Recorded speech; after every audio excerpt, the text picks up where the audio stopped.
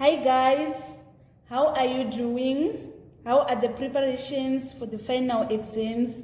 I hope you are revising. I hope you are following all the tutorials I'm uploading on this channel. I'm so grateful for your support, guys.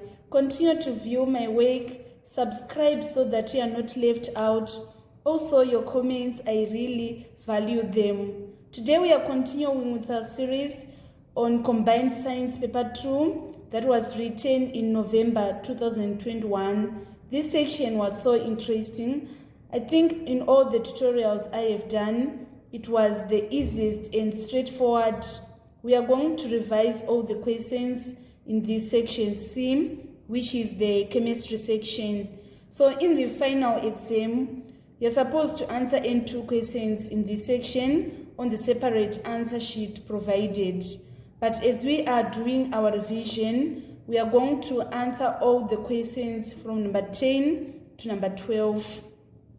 So number 10 is reading the electronic configurations of three elements X, Y, and Z are X we are having 286, Y we are having 21, and Z we are having 26.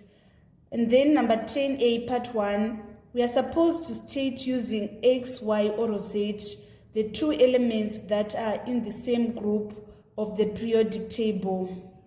So we are going to take our answer as X and Z on number 10A part 1. The question is requiring us to state, so we are just supposed to state X and Z for us to obtain all the 2 marks in number 10A part 1.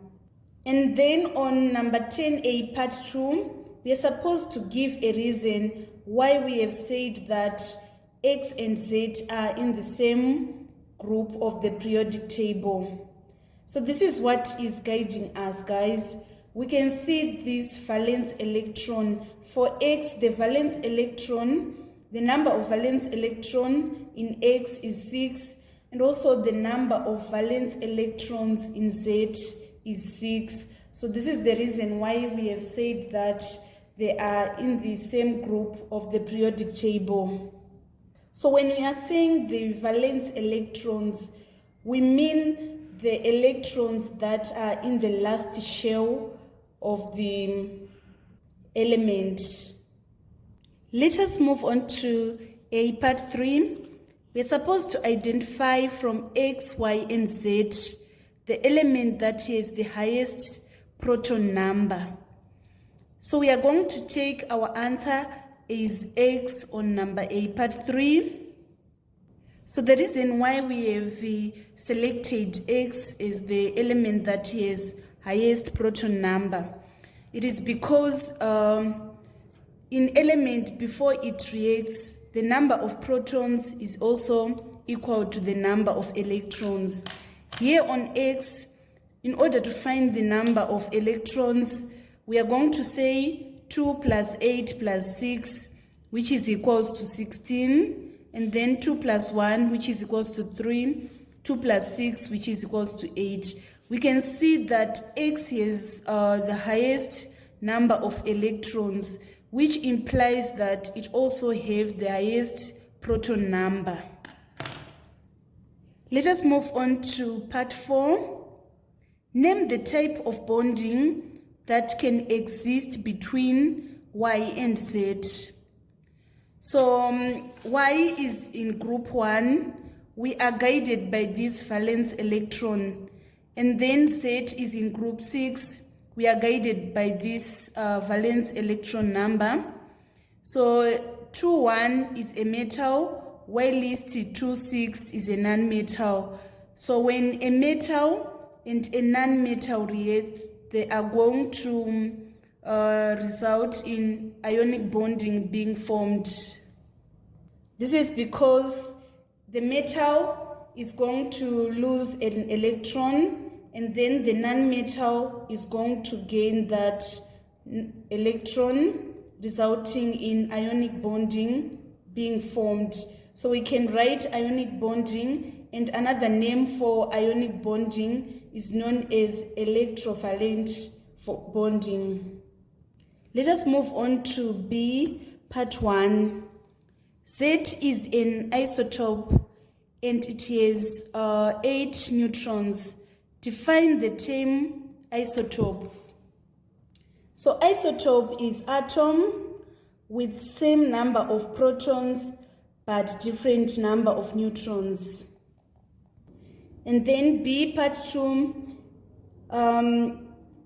state the nuclear number of Z. We are given that Z is an isotope and it has 8 neutrons.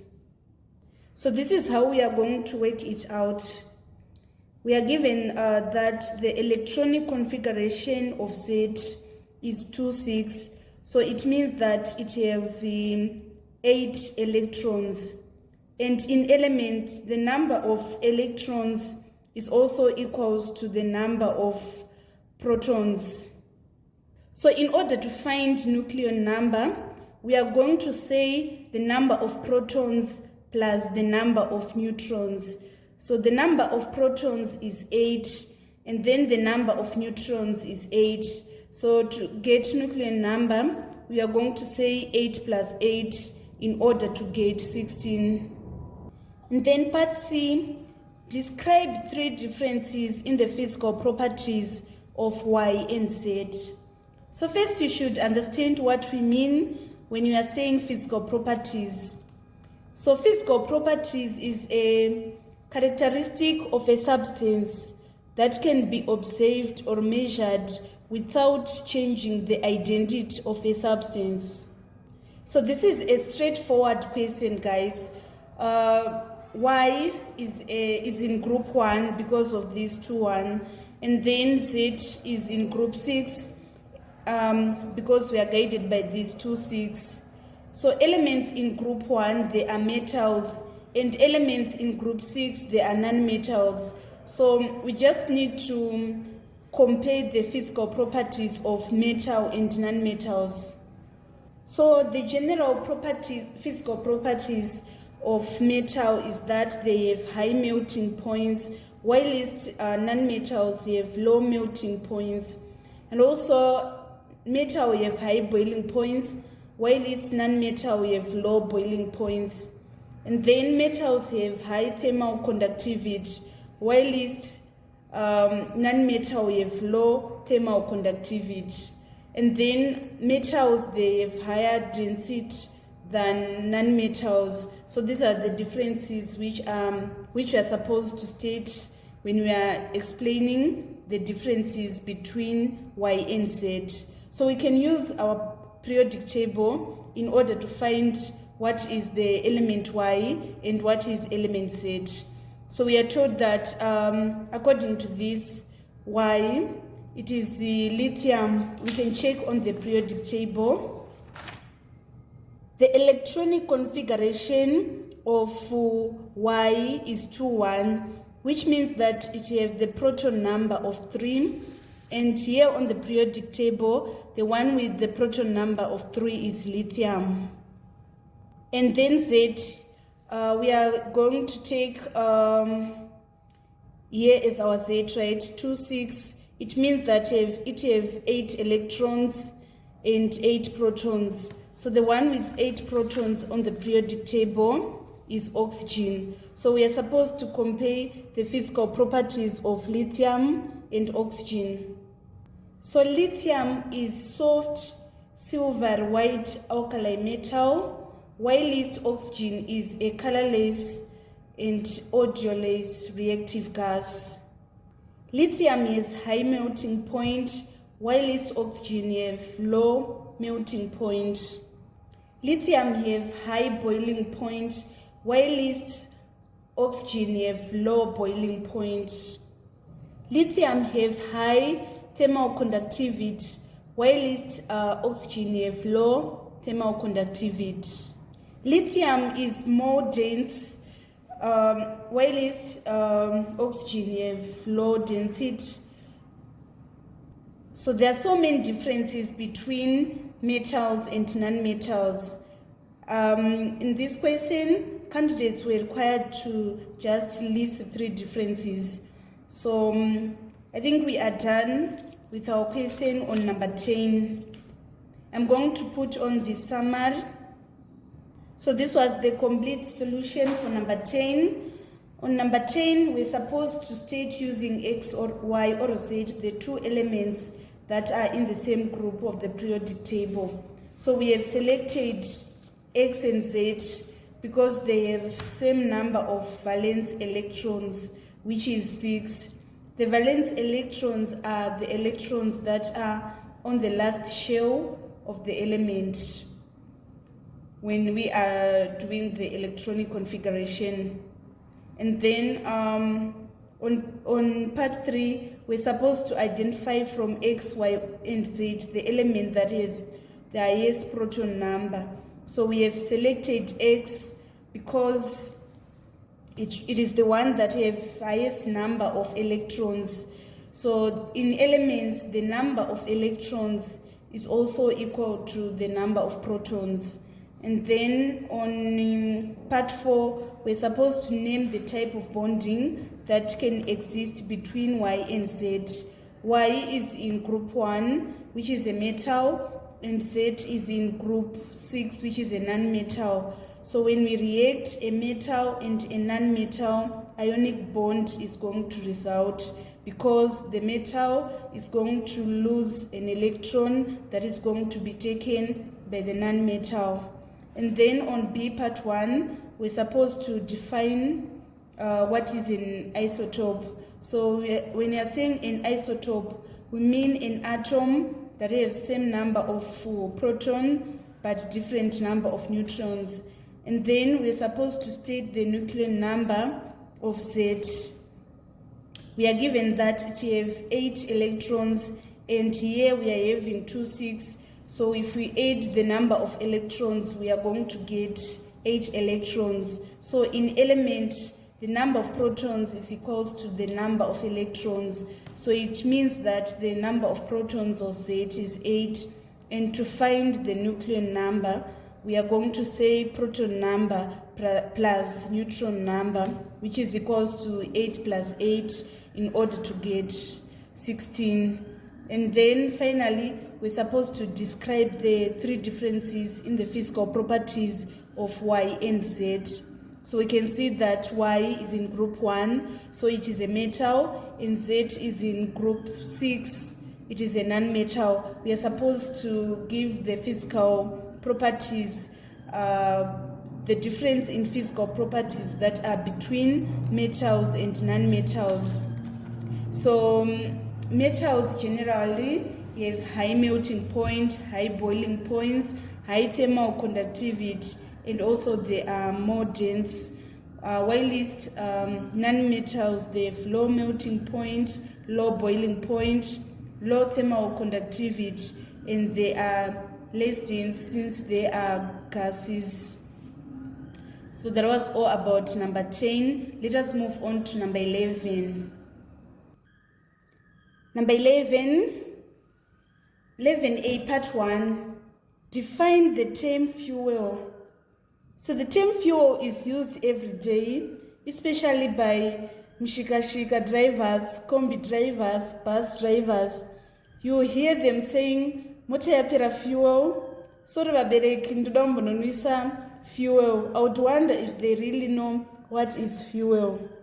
So fuel is material that is burned to produce heat or power, for example, coal, gas, or oil.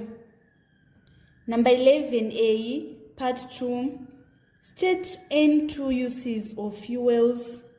So we use fuel for heating, cooking, electricity generation, and for the vehicles to move. So there are so many uses of fuel. I've just listed some of the uses of fuel. On A, part 3, state any other 3 alternative sources of energy other than fuels. So we have the solar, wind, nuclear power. These are all alternative sources of energy other than fuels. B, part 1, name the gas which causes global warming. Do you know what is global warming? I'm going to explain what is global warming. It is a gradual, long-term increase in the average temperature of the Earth's atmosphere due to greenhouse effect, where gases from various human activities, including burning of fossil fuels, trap heat from solar radiation. So we are going to write carbon dioxide as the main gas that causes global warming, but there are also other gases that causes global warming, such as methane, nitrous oxide, chlorofluorocarbons, and water vapor. On B, part 2, we are supposed to state N3 effects of global warming. So the first effect that I'm going to state is increased risk of droughts and floods. There are droughts in some places and floods in some other places. This climate imbalance is the result of global warming. Global warming results in spread of diseases. Global warming leads to a change in the patterns of heat and humidity, which has led to the movement of mosquitoes that carry and spread diseases. Also, there is high mortality rate due to an increase in floods, tsunami, and other natural calamities. Also, the global warming results in threats to biodiversity and ecosystems. It has affected the coral reefs that can lead to the loss of plants and animal lives. So this was the complete solution for number 11. That is why I'm saying this section C was one of the easiest section C that I've ever done. So in 11A, we're supposed to define what is a fuel.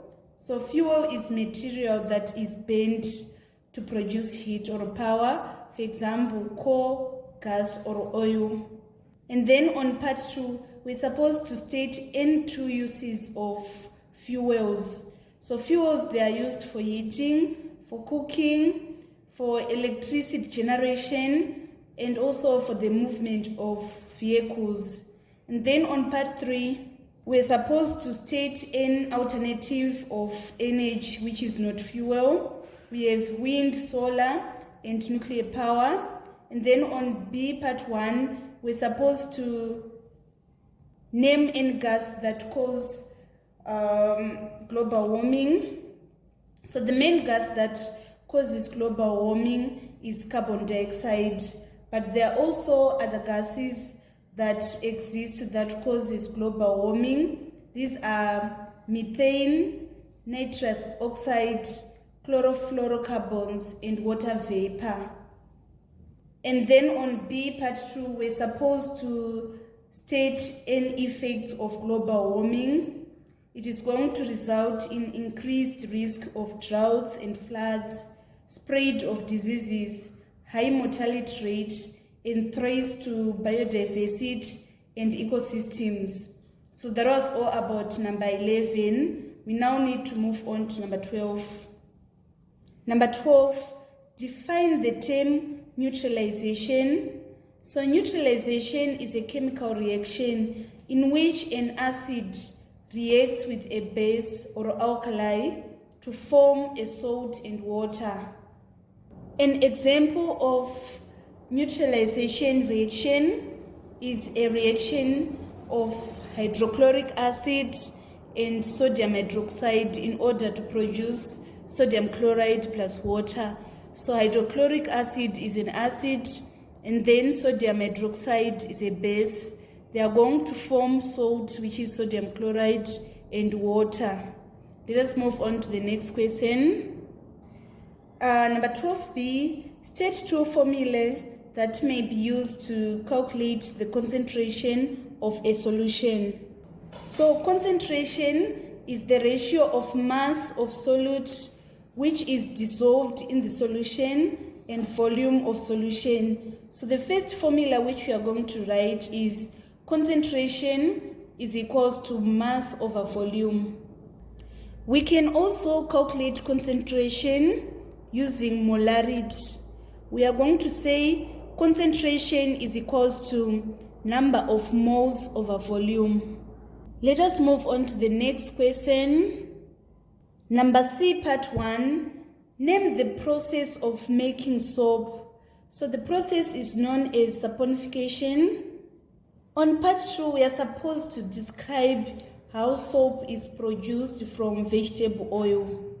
So there are 4 steps that we need to follow when we are doing the saponification. The first step is we need to dissolve a small amount of alkali like sodium hydroxide or potassium hydroxide in water. After dissolving small amount of alkali in water, the next step is we are going to mix the solution in the oil slowly while stirring it. So in the third step, we are going to heat the mixture and boil it for 10 to 12 minutes, stirring it all the way. And then finally on number 4, the soap that is being formed by the chemical reaction is going to float on top. So this is allowed to dry and harden to form the soap.